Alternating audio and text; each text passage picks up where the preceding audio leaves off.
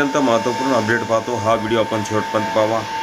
मंत्रालयात मोठे फेरबदल, 33 विभागाचे 45 विभागामध्ये रूपांतर। कोणते विभाग झाले स्वतंत्र, संपूर्ण यादी 10 जून 2026। नमस्कार मित्रांनो, चॅनलमध्ये आपले सहर्ष स्वागत आहे। तत्पूर्वी आपण नवीन असाल चॅनलला आता सबस्क्राईब करा, समोरील बेल आयकॉनला क्लिक करा। निश्चितच नवनवीन अपडेट अखिल दामोदर क्लासेस चॅनलमार्फत सतत आपल्याला पाहायला मिळतील। पाहूया सविस्तर। राज्याच्या प्रशासकीय कामकाजात अधिक गतिमानता आणि सुसूत्रता आणण्याच्या उद्देशाने राज्य मंत्रिमंडळाने एक महत्त्वपूर्ण निर्णय घेतला आहे। मुख्यमंत्री देवेंद्र फडणवीस यांच्या अध्यक्षतेखाली नुकत्याच झालेल्या बैठकीत मंत्रालयीन विभागाच्या पुनर्रचनेला मंजुरी देण्यात आली आहे। ह्या निर्णयामुळे आता राज्यातील प्रशासकीय विभागांची संख्या 33 वरून 45 वर पोहोचणार आहे। प्रशासनातील अडथळे दूर करून निर्णय प्रक्रिया अधिक वेगवान करण्यासाठी हे पाऊल उचलण्यात आले आहे।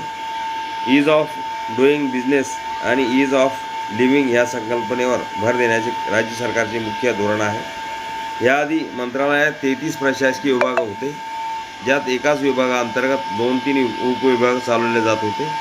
अनेकदा या उपविभागाच्या कामकाजाचे स्वरूप पूर्णपणे वेगळे असूनही त्यांची आस्थापना एकाच विभाग प्रमुखकडे असायची। वेगवेगळ्या कामासाठी स्वतंत्र सचिव असले तरी एकाच छताखाली कारभार असल्याने मनुष्यबळाचे योग्य वितरण करण्यात प्रशासनाला अडचणी येत होत्या। आता ही गुंतागुंत सोडून योजनांची प्रभावी अंमलबजावणी आणि क्षेत्रीय यंत्रणांशी उत्तम समन्वय साधण्यासाठी ही पुनर्रचना करण्यात आली आहे।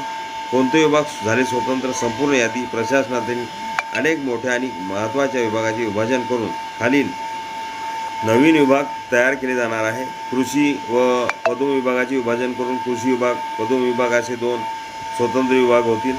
सहकार, पणन व वस्त्रोद्योग विभागाचे विभाजन, स्वतंत्र सहकार विभाग, पणन विभाग आणि वस्त्रोद्योग असे 3 स्वतंत्र विभाग होणार आहे। सामान्य प्रशासन विभागातून स्वतंत्र राजशिष्टाचार विभाग, गृह विभागातून स्वतंत्र परिवहन विभाग, उद्योग, ऊर्जा, कामगार, खनिकर्म विभागाचे विभाजन करून उद्योग व खनिकर्म विभाग, ऊर्जा विभाग आणि कामगार आणि विभाग असे स्वतंत्र 3 विभाग होणार आहे। महसूल वन विभागाचे विभाजन करून महसूल विभाग, मदत व पुनर्वसन विभाग आणि वन विभाग असे 3 स्वतंत्र विभाग होणार आहे। शालेय शिक्षण क्रीडा विभागाचे विभाजन करून शालेय शिक्षण आणि क्रीडा विभाग असे 2 स्वतंत्र विभाग होणार आहे। पर्यटन व सांस्कृतिक कार्य विभागाचे विभाजन करून सांस्कृतिक कार्य आणि पर्यटन विभाग असे 2 विभाग होणार आहे। वैद्यकीय शिक्षण व औषधी द्रव्य विभागाचे विभाजन करून स्वतंत्र अन्न व औषध प्रशासन विभाग होतील।